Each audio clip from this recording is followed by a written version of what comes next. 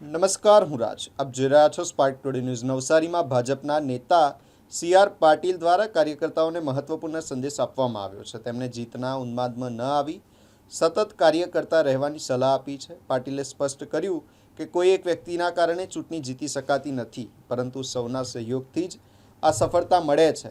તેમણે તીસમારખા વલણ પર ટકોર કરતા જણાવ્યું કે આવા લોકો ઘણીવાર ઘરે બેસી જતા હોય છે અને તેમને ઘરે બેસાડવાની તાકાત પણ રાખવી જોઈએ.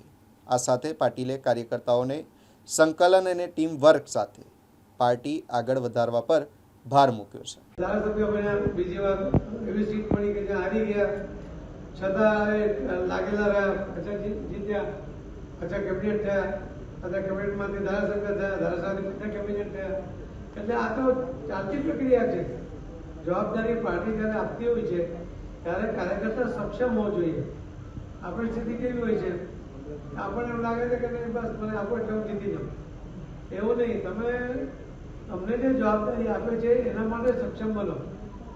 તમને જે જવાબદારી આપી, ઉમેદવાર તરીકે આપી, કાર્યકર્તા તરીકે આપી, પ્રભારી તરીકે આપી, ઇન્ચાર્જ તરીકે આપી, એમાં તમે સક્ષમ છો, તમને મળી એ તમે સાબિત કરો.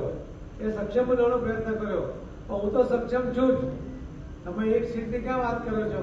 હું તો આખો જિલ્લો જીતાવી દઉં એવી તાકાત કરું છું. એવી ભાવના મનમાં નહીં આવવા દો. તમે આ સામૂહિક નેતૃત્વનો આપણી પાર્ટીની એક રીત છે. કોઈ એક વ્યક્તિ બહુ મજબૂત છે એના આધારે જીતી જવાય એવું માનતા નહીં. એવા બહુ બધા 30 માર્કા હતા ને, બધા ઘરે બેસી જાય છે. એ કોઈ પણ પાર્ટી ના હોય. જયારે એને લાગવા માંગે ને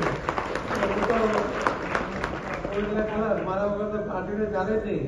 આવું ક્યારેય પાર્ટીમાં બન્યું નથી અને આવા લોકોના જવાથી ક્યારેય પાર્ટીને કોઈ નુકસાન થયું નથી. એના અનેક ઉદાહરણો છે. એટલા માટે આપણે પણ આ વસ્તુને ધ્યાનમાં રાખવી જોઈએ અને આવું જે પોતાને 30 માર્કા માનતો હોય ને એને એનું સ્થાન પણ બતાવવાની તૈયારી રાખવી જોઈએ. એટલે કાર્યકર્તાને ઘણી વાર લાગે ને કે મેં જીતાડી દીધું, મેં નહીં, આપણે બધાએ. આ વાત બધાના મનમાં હોવી જોઈએ એવું મારે તમને બધાને કહેવું છે. આમ તો તમે બધા જીતીને આવ્યા છો એટલે કાર્યકર્તાઓ જે મહેનત